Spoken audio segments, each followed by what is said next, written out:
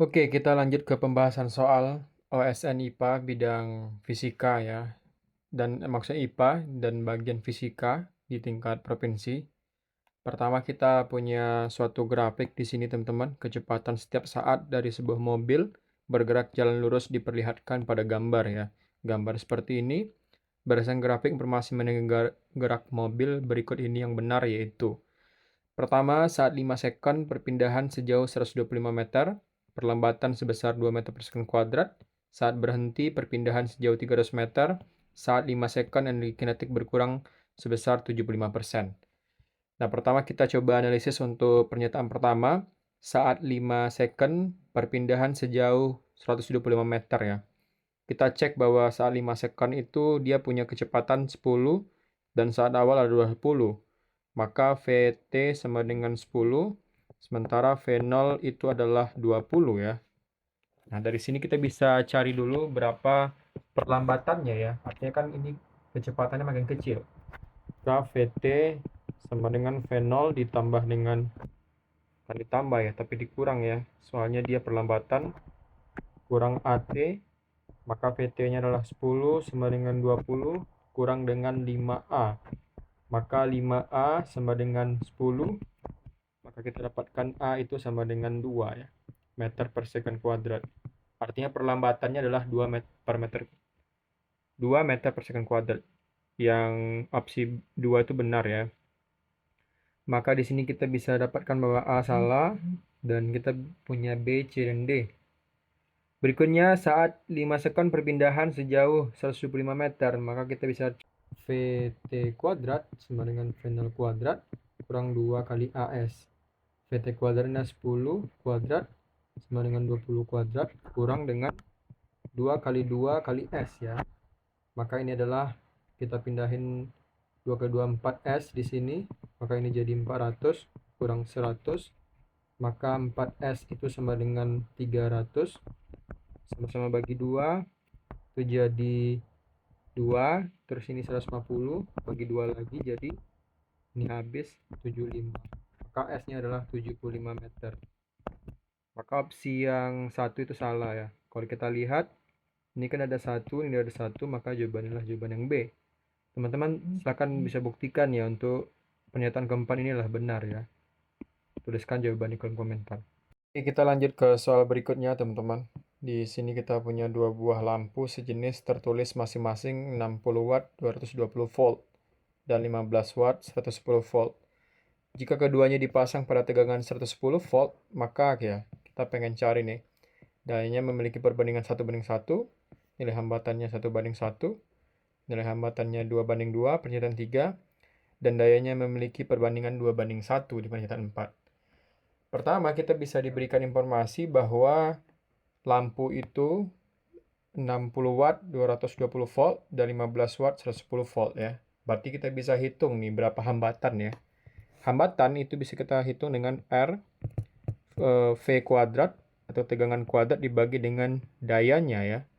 Ini adalah dayanya, inilah tegangannya.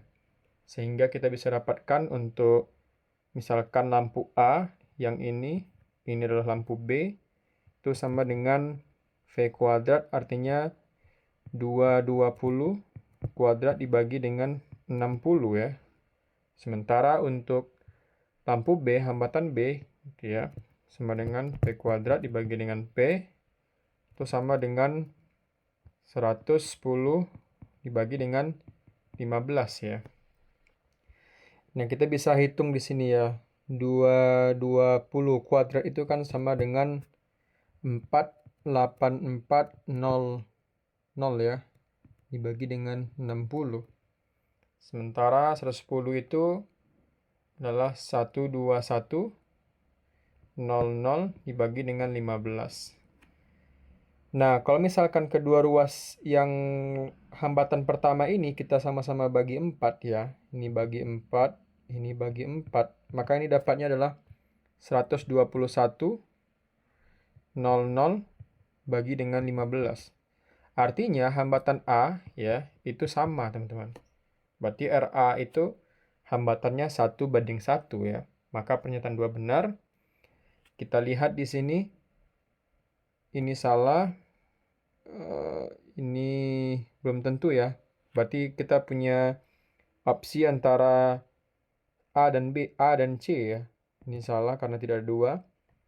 Berikutnya kita bisa cari untuk daya ya. Karena diberikan hambatannya adalah sama-sama 121,00/15 ya. Teman-teman nanti nggak perlu cari nilainya karena kita hanya mencari perbandingan. Kita bisa cari bahwa dayanya juga nanti seperti ini. PA ya. PA itu kan sama dengan tegangannya 1 kuadrat dibagi dengan hambatannya ya, dimana misalkan hambatannya adalah RA. Terus PB gitu ya, itu kan juga 110 kuadrat bagi dengan RB. Karena RA kita peroleh sama dengan RB dan tegangannya sama-sama 110, maka perbandingan PA itu juga dengan PB itu sama dengan perbandingan RA banding dengan RB ya. Maka dayanya memiliki perbandingan 1:1. Ternyata 1 benar, maka jawaban yang tepat adalah jawaban yang A. Oke, kita lanjut. Di mana berikut ini adalah faktor-faktor yang mempengaruhi besarnya tegangan induksi pada generator ya. Pertama, kecepatan putar generator, banyaknya lilitan kawat, bahan magnet, luas penampang kumparan. Kita cek ya. Teman-teman harus ingat bahwa untuk mencari besarnya tegangan induksi, kita bisa gunakan rumus E sama dengan min N gitu ya, dikali dengan dt ya, di mana N ini adalah jumlah lilitan, maka berpengaruh 2 benar gitu ya, sehingga opsi C itu salah. Berikutnya adalah C atau flux magnetik gitu ya. Flux magnetik ini itu bisa kita dapatkan dengan mengalihkan medan magnet dikali dengan luas penampang ya. Artinya dari flux ini kita bisa dapatkan hubungannya dengan luas penampang. Maka yang keempat itu benar, kita cek sehingga opsi A itu salah ya karena tidak membawa opsi yang keempat. Berikutnya kita bisa cek bahwa ini ada dV/dt, artinya berpengaruh kecepatan putar generator ya. Maka yang pertama juga benar di sini. Dan kita bisa cek bahwa opsi ke D itu salah ya. Maka yang benar adalah opsi B, yaitu 1, 2, dan 4 ya.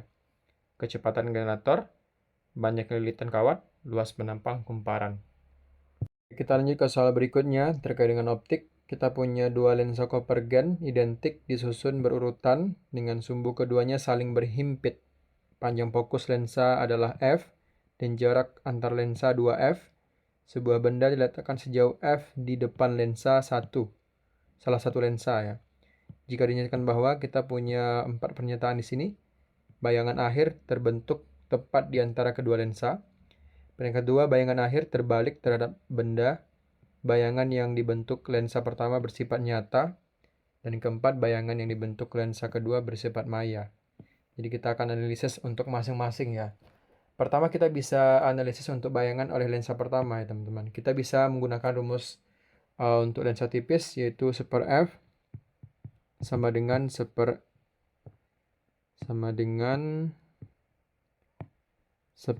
S aksen dikurang dengan 1/s ya.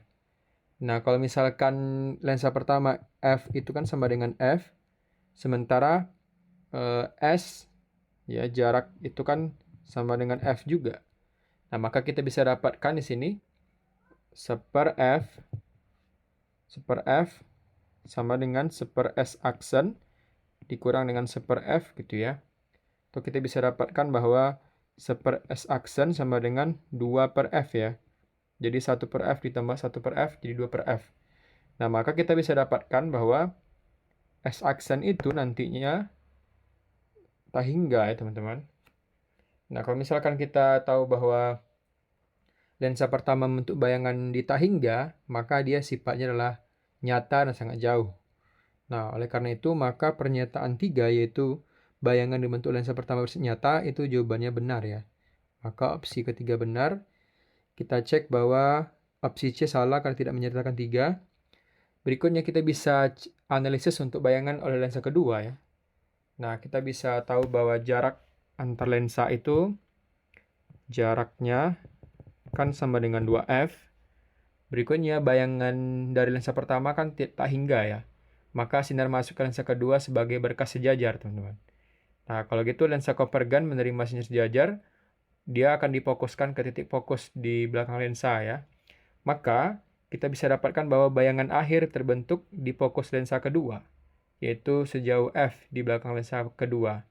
Karena lensa berjarak 2F, jaraknya, maka bayangan akhir terbentuk di titik tengah antara kedua lensa ya. Ini perspektifnya dari lensa pertama.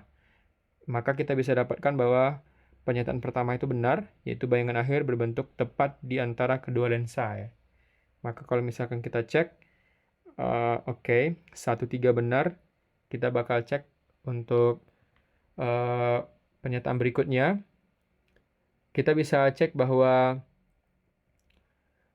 pernyataan 2 ini kan menyatakan bahwa bayangan akhir terbalik terhadap benda ya. Maka kita bisa dapatkan bahwa karena sinar nyata masuk ke lensa kedua gitu ya, dari arah tak hingga, maka bayangan akhir itu nanti akan bersifat nyata ya. Sifatnya akan jadi nyata. Berikutnya terbalik ya terhadap benda asli. Nyata dan terbalik. Nah, maka oleh karena itu kita tahu bahwa pernyataan kedua juga benar ya. Berarti kita bisa dapatkan ini salah dan ini salah. Maka kita bisa dapatkan yang benar itu adalah 1, 2, 3 ya. Karena yang keempat itu salah, yang bayangan akhir itu bersifat nyata, bukan bersifat maya ya. Itu untuk kasus optik seperti ini. Oke, kita lanjut ke soal berikutnya. Kita punya sebuah bandul berayun sambil dijatuhkan vertikal secara bebas dari satu ketinggian. Anggaplah gesekan udara dapat diabaikan jika dinyatakan bahwa kita punya kasus di sini. Pertama, bandul berayun makin lama makin cepat. Yang kedua, energi kinetik bandul di simpang terkecil tiap kali bertambah. Yang ketiga, amplitudo ayunan bandul makin lama makin besar. Yang keempat, energi potensial bandul di simpangan terbesar tiap kali berkurang. Maka kita bisa cek bahwa yang pertama, ini dinyatakan bahwa bandul berayun makin lama makin cepat. Nah, ini pernyataan yang salah ya. Karena bandul itu tidak makin lama bukan makin cepat ya. Tapi kalau misalkan gesekan udara diabaikan, kita anggap bandul itu maka dia akan sama ya dari awal hingga akhir. Tapi kalau misalkan ada gesekan udara, maka dia makin lambat ya, makin lama. Maka kita bisa cek di sini. Pernyataan pertama ada 1 salah, ini ada 1 juga salah, ini juga salah, maka jawaban yang tepat adalah 2 dan 4 ya. Ketika kita analisis opsi, yaitu energi kinetik bandul di simpangan terkecil tiap kali bertambah. Amplitudo ayunan makin lama makin besar ini salah ya, karena amplitudo ayunannya akan tetap sama. Berikutnya energi potensial bandul di simpangan terbesar tiap kali berkurang. Nah, ini pernyataan yang benar. Maka yang benar itu adalah 2 dan 4.